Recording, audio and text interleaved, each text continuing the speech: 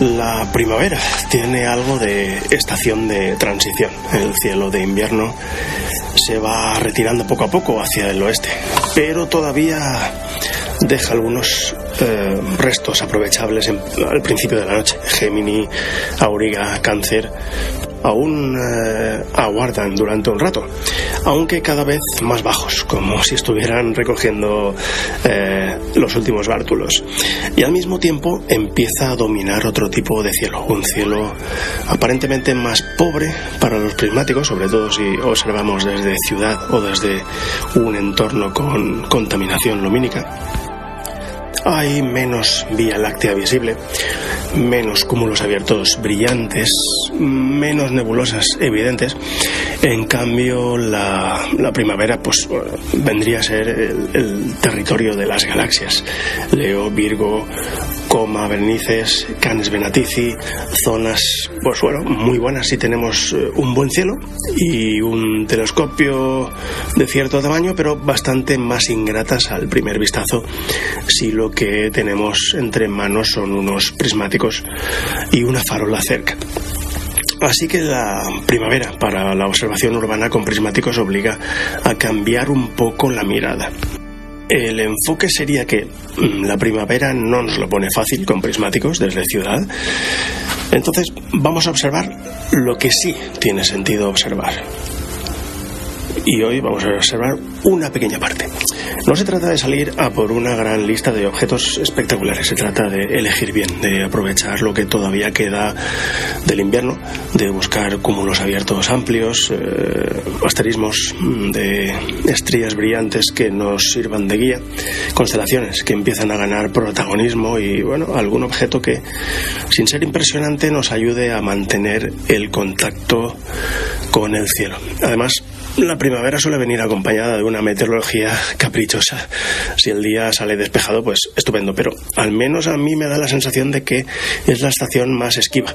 Tal vez sea por estar esperando a que llegue esa explosión de cúmulos de galaxias y llevarse un chasco cuando el fin de semana de la luna nueva sale a rana. En fin, que como se suele decir, no tengo pruebas, pero tampoco dudas de que es la estación que que más veces ha pasado de largo sin yo poder hincarle el diente con una observación de calidad.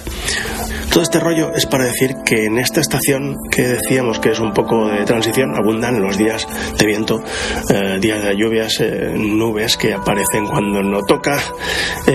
No siempre es fácil encontrar una noche limpia y tranquila. Por eso cuando aparece un hueco, aunque sea desde casa, aunque sea con prismáticos, aunque sea durante media hora, un rato, conviene aprovecharlo. En el cielo primaveral, Leo domina buena parte de las alturas, a media altura. Más al norte, la Osa Mayor sí que levanta su figura inconfundible, el cazo de la Osa Mayor, dominando la parte alta. Es una de las mayores referencias, el carro de la Osa Mayor, y más útiles para orientarse al resto de sectores del cielo. Desde ahí podemos saltar hacia constelaciones y hacia algunas zonas muy interesantes. Debajo de la Osa Mayor encontramos Leo, a media altura entre el horizonte y el cenit del sur, y delante de él Cáncer, una constelación discreta con una figura difícil de reconocer a simple vista, pero que guarda una de las mejores recompensas para los prismáticos, que es Messier 44, el pesebre, también llamado ¿cómo se llamaba esto? El enjambre, ¿no? Un gran cúmulo abierto que desde cielos oscuros incluso puede verse a simple vista como una mancha difusa. Entre Leo y la cola de la Osa Mayor aparece también Coma, la cabellera de Berenice, una zona aparentemente vacía si buscamos estrellas brillantes, si buscamos estrellas de referencia destacadas, pero muy sugerente con prismáticos por ese cúmulo amplio y disperso que da nombre a la constelación. Y si seguimos la curva de la cola de la Osa Mayor, llegamos hasta Arcturus, esa estrella brillante, anaranjada y solitaria que ya anuncia claramente que el cielo está cambiando. Y aproximándose por el este van apareciendo pues constelaciones como la Corona Boreal, Hércules, Ofiuco, las dos serpientes, bueno, una sobre todo, preparando poco a poco el camino hacia el cielo de verano. Pero hoy no vamos a correr tanto, haremos una selección discreta de objetos de algunas de las constelaciones más representativas. Esta observación la hago bien avanzada la primavera, de modo que algunas zonas ya están cayendo peligrosamente hacia el oeste. No apuntaré los prismáticos a ellas, pero haré algún comentario a ellas y bueno, a lo que guardan. Hoy la idea es quedarnos en esa primavera posible, la de los prismáticos, la de la observación urbana, la de los objetos modestos pero agradecidos, porque observar desde ciudad no tiene por qué ser una observación de consolación. También enseña a mirar sistemáticamente, a orientarse, a escoger objetos y bueno, sobre todo a no dejar que la afición dependa siempre de tener una noche perfecta bajo un cielo perfecto. Así que vamos con esta primavera con prismáticos, edición urbana.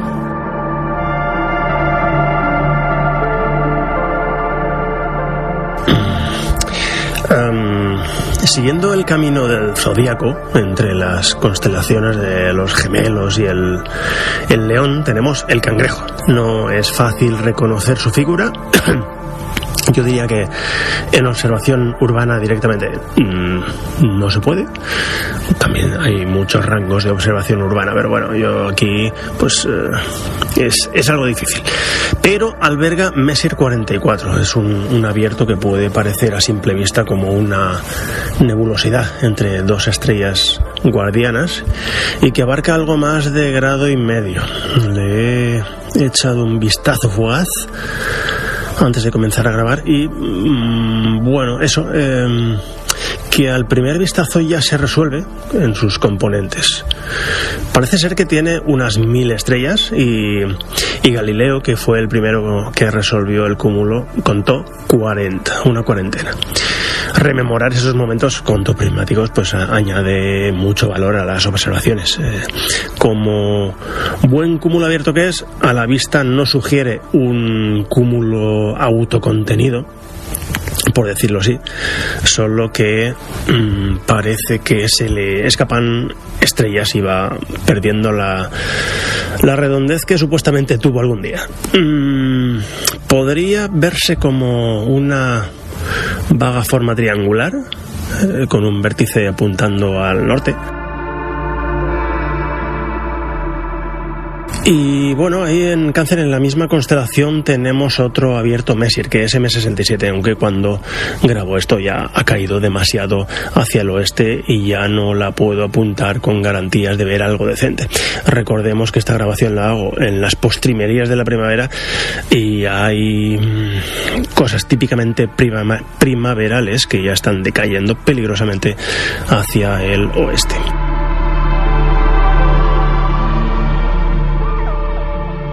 Como decíamos en la intro, un buen punto de partida para orientarnos en el cielo de primavera es la Osa Mayor. Ya está transitando de posición dominante en el cielo a posicionarse debajo de la estrella polar. Ahora está a mitad de camino, pero todavía sigue siendo quien distribuye el juego, ¿no? En términos futbolísticos. La mayoría de la gente la identifica con el carro, esas 7 estrellas brillantes que dibujan una especie de cazo o cucharón en el cielo. Y bueno, a todo esto, aquí hay que señalar que casi todas las estrellas de esa parte de la Osa, de ese septentrión, forman parte del mismo cúmulo y que es el segundo en distancia después de las Híades, en distancia desde nosotros, vaya. Pero a lo que íbamos, en realidad el carro no es toda la Osa Mayor, sino solo su parte más reconocible. La constelación completa es bastante más grande y bueno, bajo cielos oscuros resulta más fácil imaginar la figura del animal extendiéndose por una zona amplia del cielo. Hoy he tenido alguna dificultad incluso para ver las 7 del carro en un vistazo rápido, porque desde ciudad la cosa cambia. La contaminación lumínica borra muchas estrellas, muchas de las estrellas más débiles, y nos deja casi siempre con el esqueleto básico, las 7 estrellas principales que sobreviven a las farolas, a las luces de las calles y a ese resplandor de fondo que nos roba profundidad. Pero precisamente por eso el carro es tan útil. Aunque el cielo urbano nos quite muchas referencias, esas 7 estrellas suelen seguir ahí, a no ser que tengamos alguna cosa en el horizonte que nos tape ese sector, pues siempre lo tenemos ahí. Y a partir de ellas podemos empezar a movernos por el cielo, buscar Leo, saltear hacia Arcturus, siguiendo el arco del mango del Cazo, localizar la zona de Coma Berenices, o simplemente usar la Osa Mayor como brújula celeste en una noche de primavera. Apuntamos a la segunda estrella, empezando por el extremo del mango del Cazo. Esa estrella es doble. Es Mizar y Alcor, y según cuentan parece que ha sido usada desde tiempos inmemoriales por muchas culturas en oficios como guerreros, marineros, vigías y demás, para identificar, bueno, pues, o certificar más bien que tenías la vista bien. No hace falta vista de lince para ver Mizar y Alcor, ni mucho menos, pero supongo que eso ya descartaba una buena cantidad de candidatos. Aquí, mientras las observamos con el prismático, cabría decir que no es una pareja óptica, no es una pareja real, pero cada una de las dos sí es un sistema físico. Alcor es una doble que se puede desdoblar sin demasiada dificultad, mientras que Mizar es un sistema no visible de 4 astros dando vueltas a un centro común. Puntualizo, Mizar se desdobla en 2, y esas 2 son a su vez estrellas binarias, pero eso queda ya fuera del alcance incluso de telescopios de aficionado de cierto tamaño.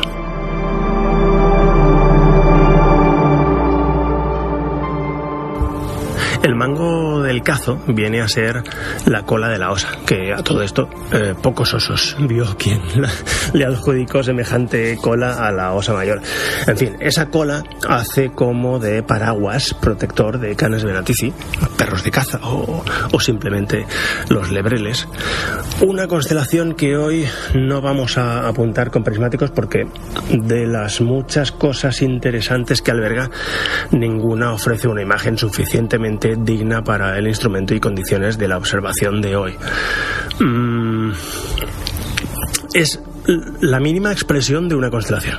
No hay ninguna estrella que llegue a la magnitud 3 o que la supere. Pues nada, tomando las 2 estrellas de más magnitud de esta zona, creamos una línea que las une y ya tenemos constelación. Eso es todo. Y bueno, pues como todas las constelaciones tiene sus dominios a modo de término municipal, pero lo que es la figura central es simplemente 2 puntos unidos por una línea. Y nos vamos ahora a una constelación vecina. Si tomamos de nébola la estrella de la cola del León y vamos en dirección a Arcturus, tendremos que entrar en los dominios de la cabellera de Berenices. Si Canes Venatici era un palo, como Berenices es 2 palos. Sin embargo, no tendremos que esforzarnos mucho para detectar al lado de uno de estos extremos, concretamente la estrella Gamma, una nube de estrellas dispersas. Ya en cielos donde hay suficientemente contraste ya vemos algo a una claridad sospechosa. Es Melot 111, el cúmulo estelar de Coma. Es grande, es extenso, no es el tipo de objeto que pida muchos aumentos, de modo que aquí estamos nosotros abordando el cúmulo con los prismáticos, con esos 5 o 6 o más grados. Parece ser que contiene unas 80 estrellas y que es el tercer cúmulo estelar por cercanía a nosotros. No estamos ante un cúmulo pequeño que necesite muchos aumentos. Al contrario, Melot 111 es enorme, ocupa unos 4 o 5 grados en el cielo, algo así como 8 o 10 lunas llenas alineadas. Así que con un telescopio puede resultar incluso demasiado grande. 5 grados, 4 grados son muchos grados. De modo que aquí pues, estos prismáticos son perfectos. A simple vista, desde cielos medianamente decentes, puede parecer como una zona algo granulosa, una pequeña nube de estrellas débiles, pero con prismáticos empieza a cobrar forma. Lo más característico es una especie de V abierta o invertida, formada por varias alineaciones de estrellas. No es un cúmulo compacto ni espectacular en el sentido clásico. No tiene ese aspecto apretado de M35 o M37. Es más bien una agrupación amplia, elegante, dispersa, casi como si alguien hubiera dejado caer un puñado de estrellas sobre la zona, una zona aparentemente vacía del cielo. Y eso desde ciudad pues tiene mucho valor, porque en primavera muchas veces miramos hacia Coma Berenices pensando en galaxias que están ahí, sí, pero que desde un entorno urbano y con prismáticos quedan casi siempre fuera de juego. En cambio, Melot 111 sí responde, no exige oscuridad extrema, no exige aumentos altos, no exige un telescopio grande, solo pide saber hacia dónde mirar y dedicarle unos minutos. Y navegar, recrearse, ver los detalles más sutiles. Y bueno, aquí, a pie de prismáticos, a 10 aumentos, el cúmulo puede entrar entero en el campo de visión. Aunque bastante justo, según el modelo, claro. Lo interesante es recorrerlo despacio, como decíamos, sin prisa, buscando esas alineaciones principales que, por ejemplo, dibujan la forma de V y dejando que vayan apareciendo estrellas más débiles alrededor, viendo pues corrientes, ya bien sean reales o caprichosas. En fin, en cielos mejores se pueden contar bastantes componentes, pero en observación urbana no hace falta obsesionarse con el número exacto. Lo importante es reconocer la estructura general, esa cabellera de estrellas, que es amplia, es dispersa. Identificar esta cabellera que da sentido al nombre de la constelación. Desde el punto de vista físico, además, Melot 111 es un cúmulo abierto relativamente cercano y poco masivo. Sus estrellas pues nacieron juntas, pero el grupo no está destinado a permanecer unido para siempre. Pues es un poco un cúmulo abierto prototípico, aunque en este caso pues a nuestros ojos descomunal. Con el tiempo, la gravedad de la propia galaxia, los encuentros con otras estrellas y la rotación diferencial con la Vía Láctea, pues eso, irán dispersando sus componentes por el disco y cada una estará en una punta. De hecho, parte de sus estrellas menos masivas probablemente ya se han ido perdiendo por el camino. Así que eso, cuando lo observamos, estamos viendo una agrupación estelar todavía reconocible, pero en proceso lento de disolución. Es una cabellera celeste que, astronómicamente hablando, tampoco durará para siempre. Es un objeto para no meter aumentos, sino para abarcar, ¿vale? Y quizá por eso me gusta tanto para esta edición urbana. No es el objeto más lejano, ni es el más difícil, ni el más impresionante sobre el papel, pero es accesible, es chulo, es reconocible y nos recuerda que con los prismáticos también podemos mirar estructuras reales de nuestra propia galaxia, no solo grupos de estrellas bonitos.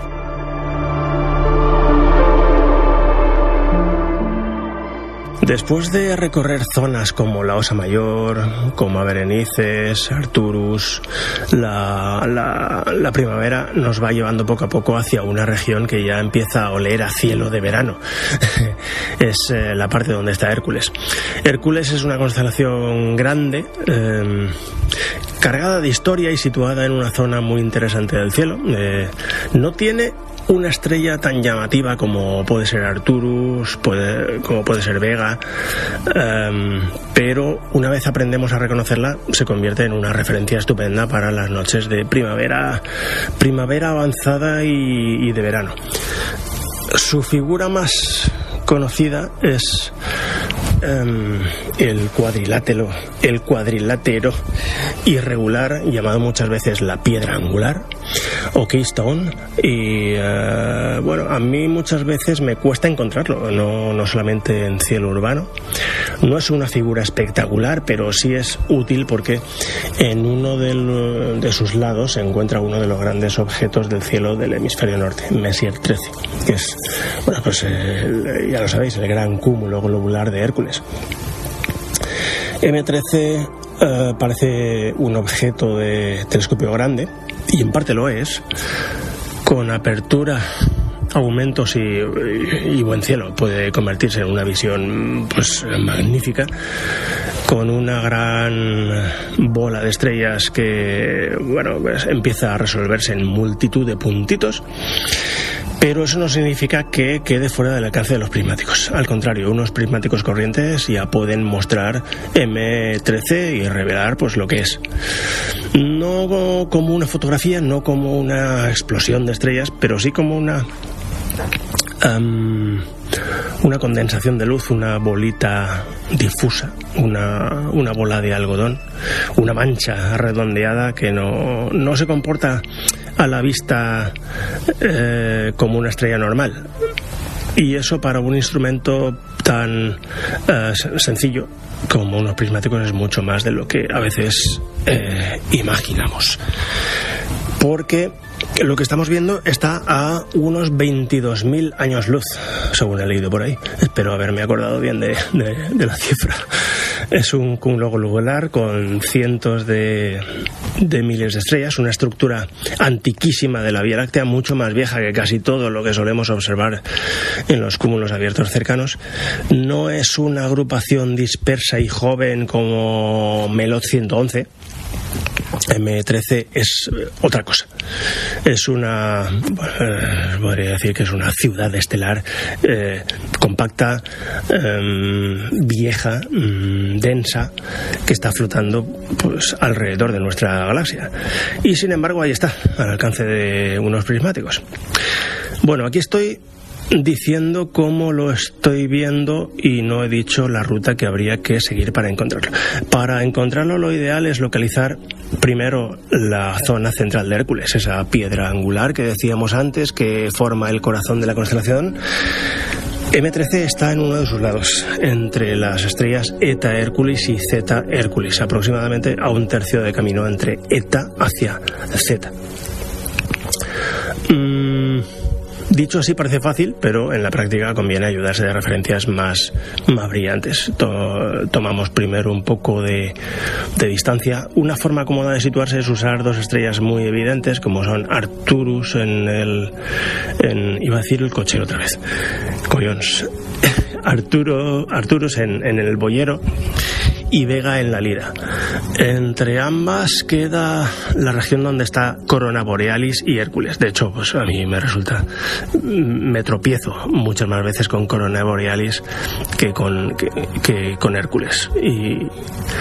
Y cuando detecto Corona Borealis, ya sé encontrar Hércules. Si empezamos a reconocer esa zona con sus dos figuras, poco a poco la constelación deja de ser un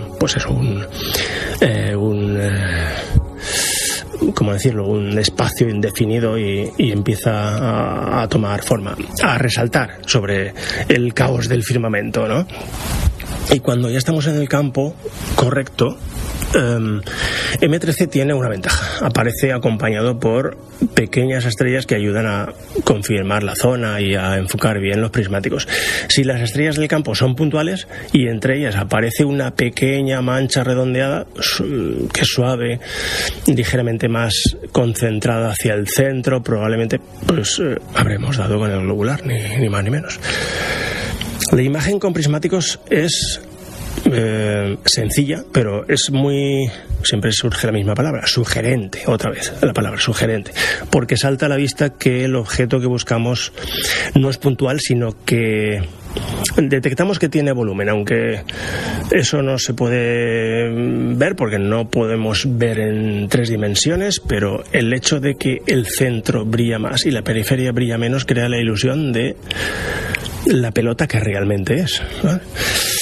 No vemos estrellas individuales, vemos una pequeña esfera de luz sin bordes abruptos, algo que parece una estrella desenfocada, pero que no termina de ser una estrella. Como un grumo luminoso que permanece ahí cuando ajustamos el enfoque, mientras que las estrellas de alrededor sí se concentran cuando enfocamos y aparecen como puntos definidos. Esa diferencia es importante. Muchas veces observar con prismáticos no consiste en ver grandes detalles, sino en aprender a distinguir naturalezas distintas. Una estrella, un cúmulo abierto, una nebulosa, una galaxia, un cúmulo globular. Cada cosa tiene una textura distinta, una forma diferente de aparecer en el campo. Y M13 tiene esa textura de globular, compacto, redondeado y concentrado. Además es un objeto con mucha historia. Creo que era en 1714. Lo he leído hace un rato, ya no me acuerdo exactamente, pero no me voy muchos años. Edmund Halley la describió como una pequeña mancha visible a simple vista cuando el cielo está sereno sin luna. Y más tarde Charles Messier lo incluyó en su catálogo, aunque con los medios de su época todavía no pudo resolverlo en estrellas. Para aquella gente eran nebulosas. Serían los Herschel quienes empezarían a mostrar su verdadera naturaleza estelar con telescopios más potentes, los que resolverían el objeto. También tiene una anécdota moderna muy conocida. En 1974 se envió hacia M13, fue en el 74, sí, de eso sí que me acuerdo. Se envió hacia M13 el famoso mensaje de Arecibo, una señal de radio con información básica sobre la humanidad, sobre la Tierra, el sistema solar. La elección de M13 no fue casual. Un cúmulo con tantísimas estrellas, 300.000, parecía un buen blanco, un blanco más que nada simbólico. Otra cosa es la utilidad práctica del mensaje, porque tardará unos 25.000 años en llegar, y una hipotética respuesta tardaría otros tantos en volver. Pero como imagen mental, como idea, es poderosa, como dicen por ahí. Mientras lo estamos observando como una pequeña bola borrosa con prismáticos, podemos recordar que hacia esa región del cielo hemos enviado una especie de postal cósmica, una representación muy pixelada, es una representación mínima. Os invito a que lo miréis por ahí, el mensaje de Arecibo hacia M13.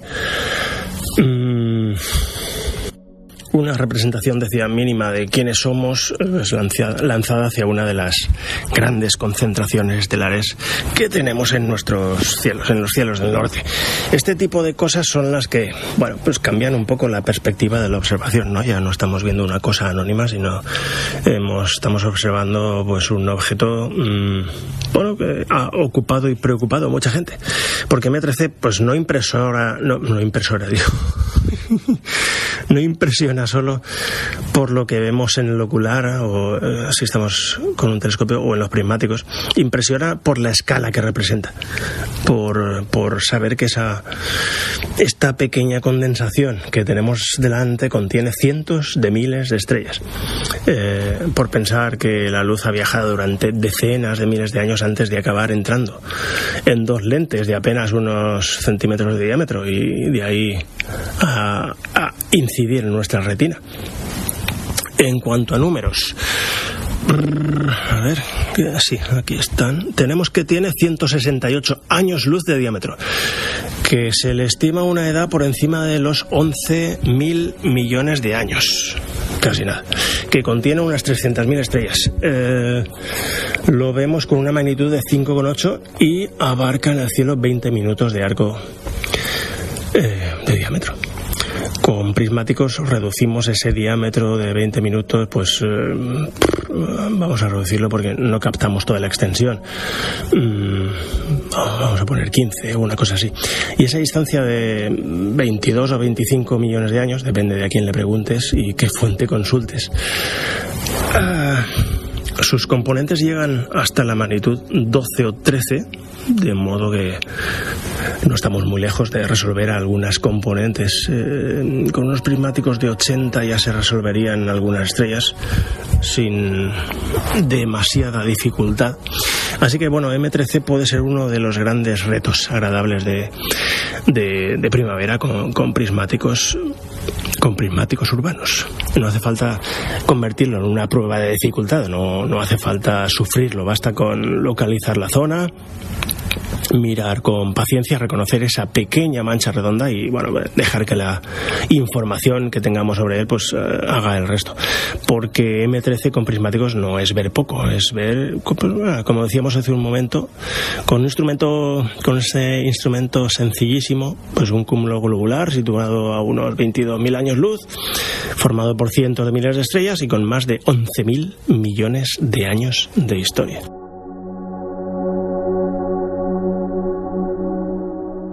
Pero Hércules tiene otro globular reseñable, es M92. M92 es uno de esos objetos que probablemente serían mucho más famosos si no tuviera tan cerca a un vecino tan reseñable como es M13. Pero claro, cuando una constelación tiene el gran cúmulo de Hércules, es normal que casi todo el protagonismo se lo lleve M13. Pero M92 no es ni mucho menos un objeto secundario sin interés. También es un cúmulo globular, también está formado por una enorme cantidad de estrellas antiguas, también se encuentra a una distancia enorme para nuestros instrumentos modestos. Unos aquí es 26 o 27.000 años luz. Bueno, y también puede detectarse con prismáticos si sabemos dónde buscar y dónde apuntar y la noche acompaña. La diferencia es que M92 es algo más pequeño y algo menos brillante en apariencia que M13. Su tamaño aparente ronda los 14 minutos de arco frente a los aproximadamente 20 de M13. Aquí pues insistimos en que estos son máximos. Nosotros estamos viendo pues la mitad o los 2/3 más brillantes. Luego hay una periferia que nos la perdemos un poco. Y su magnitud visual está que es 6,3. Vale, dicho de forma simple, pues sigue siendo accesible, pero exige un pelín más de atención. Tampoco demasiada, es un globular contundente. Esto me gusta para una observación urbana porque después de encontrar M13 podemos plantearnos M92 como un segundo paso, ¿no? Un pasito más allá. No como una competición ni como una prueba de sufrimiento, como decíamos ahí arriba, sino como una forma de afinar la mirada. Si M13 ya nos aparece como una pequeña esfera borrosa, M92 se presenta algo más contenido, una especie de estrella que no acaba de ser estrella, una minúscula nubecilla, algo algodonosa que se extrae, se diferencia de las estrellas puntuales de sus alrededores, porque no tiene el mismo filo, no pincha igual en la vista. Las estrellas son puntos. M92 en cambio pues tiene una pequeña textura muy leve, eso sí, pero real. Y el enfoque, pues si el enfoque está bien ajustado y las estrellas cercanas aparecen, hemos conseguido verlas puntuales, verlas definidas, ese pequeño grumo borroso seguirá siendo borroso y entonces delatará su naturaleza, empieza a delatar su verdadera naturaleza. También conseguimos adivinarle pues su naturaleza tridimensional por esto del gradiente, aunque tal vez sea demasiado pequeño para ver gradientes. Para localizarlo, podemos seguir tomando de referencia la figura central de Hércules. M92 queda al norte de la piedra angular, en la zona exterior del trapecio principal, hacia el norte. Una referencia útil es buscarlo aproximadamente a un tercio del camino entre Pi Herculis y Eta Herculis. Buscadlo en vuestras cartas. Aunque en la práctica conviene apoyarse en un mapa o en una aplicación.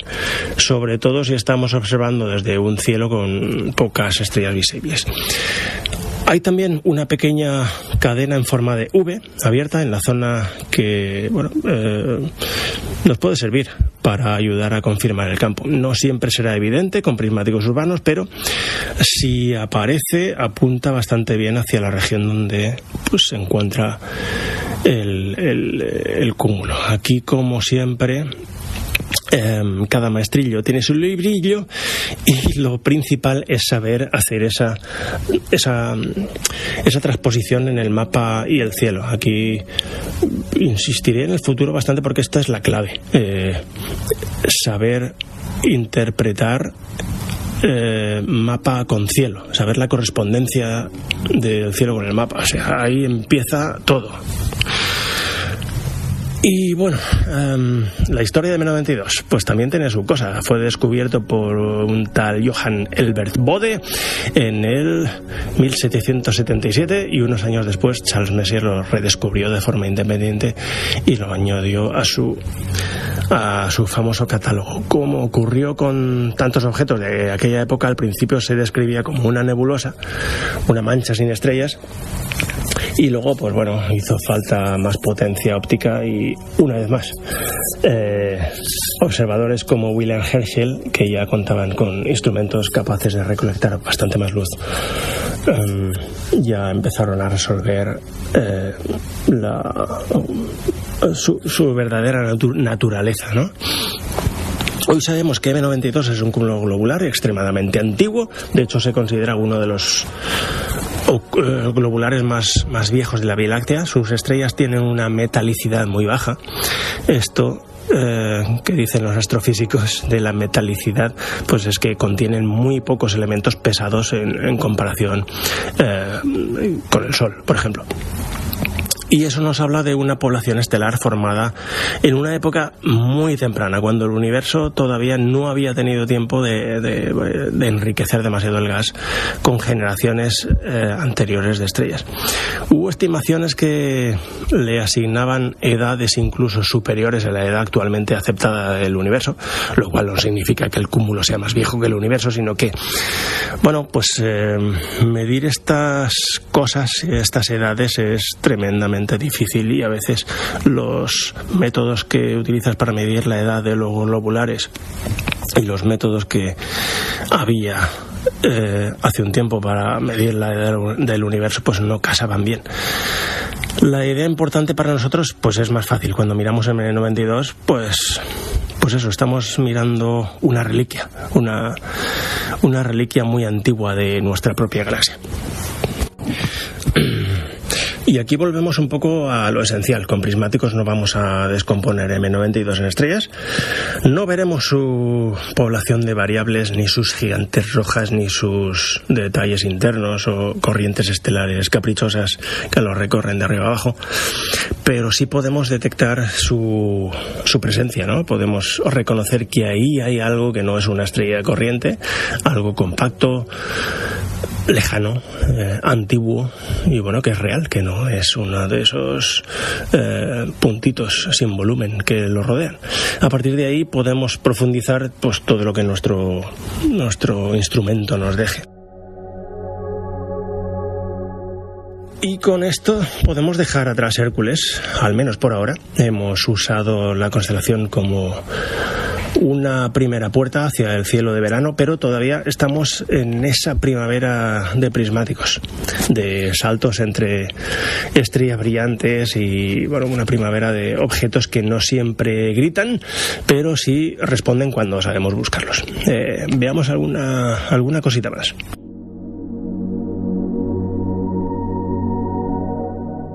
Después de Hércules podemos desplazarnos hacia una constelación bastante peculiar, Serpens, la serpiente.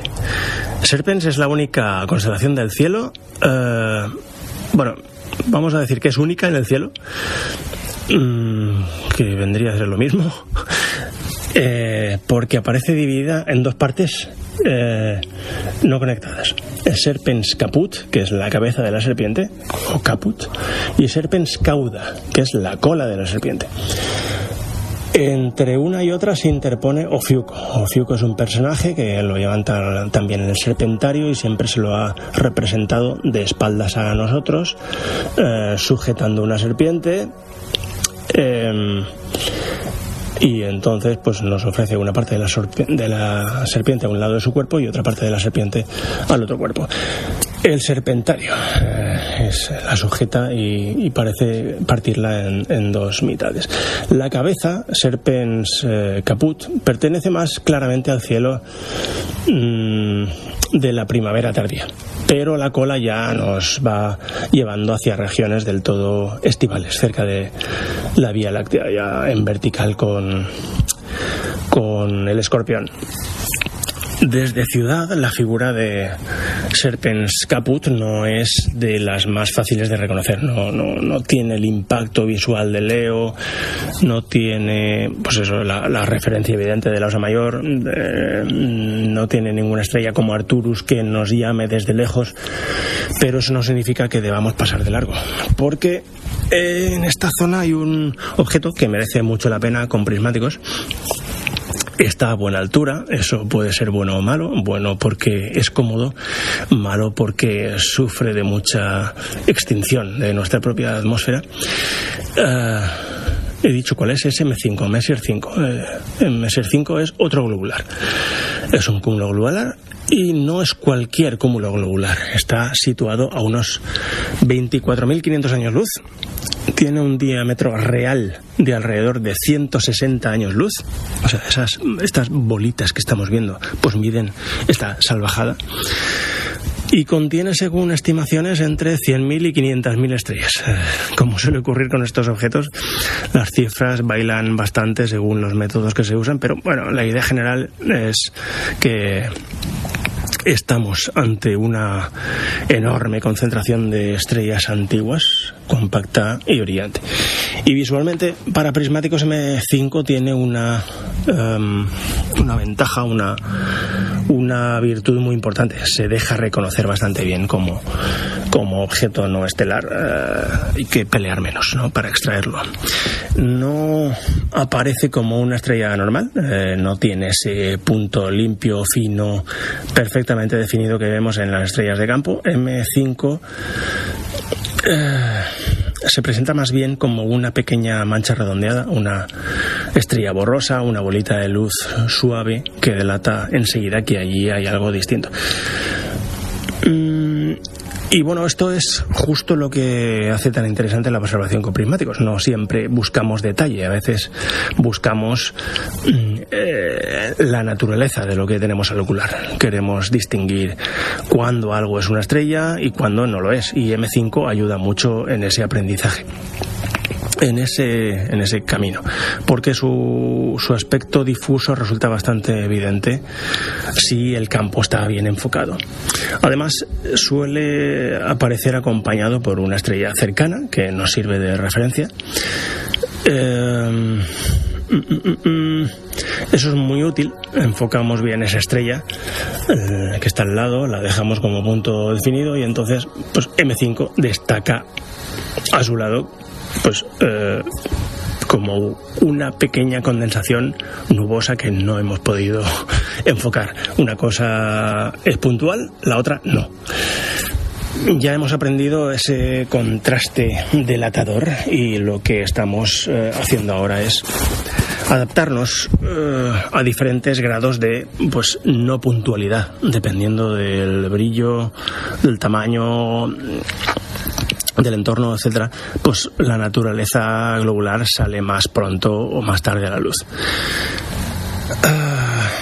Para localizarlo, desde un lugar como este, donde muchas de las estrellas débiles de Serpens pueden directamente desaparecer, podemos usar referencias más brillantes. Una opción es imaginar una línea entre Arcturus en el Boyero y Antares en Escorpio, que ya está ahí. M5 queda aproximadamente a un tercio del recorrido desde Arturo hasta Antares. Esto no sería válido para un telescopio, pero con un instrumento como son los prismáticos, que abarcamos 5, 6 o más grados, pues sí que es apropiado. Es un salto bastante amplio, pero así que conviene. Si podemos, debemos además apoyarnos en un atlas, una aplicación o una carta. Yo no me apaño bien con los móviles por pequeños y porque molestan mucho la vista, pero